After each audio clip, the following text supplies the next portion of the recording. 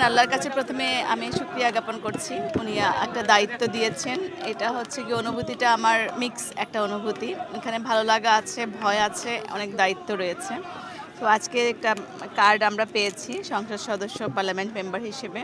আমি মনে করি এটা অনেক দায়িত্বের একটা কার্ড। যেখানে আমাদের মাননীয় প্রধানমন্ত্রী যে কমিটমেন্ট করেছেন, যে প্ল্যান নিয়ে আগাচ্ছেন, আমাদের বিভিন্ন কর্মসূচি আছে। এখন নারীর ক্ষমতায়নের জন্য ফ্যামিলি কার্ড এবং কৃষক কার্ড এবং বাচ্চাদের এডুকেশনের জন্য বিভিন্ন স্কুল ড্রেস, জুতাসহ মানে ডেইলি মিলস সার্ভ করতে চাচ্ছেন। সবকিছু মিলায়ে বেকারত্ব সমস্যা দূর করতে চাচ্ছেন এবং প্রাকৃতিক ভারসাম্য রক্ষা করার জন্য খাল খনন কর্মসূচি, বৃক্ষরোপণ কর্মসূচি অনেক বড় একটা চ্যালেঞ্জের মধ্যে দিয়ে আমাদের এই যাত্রা।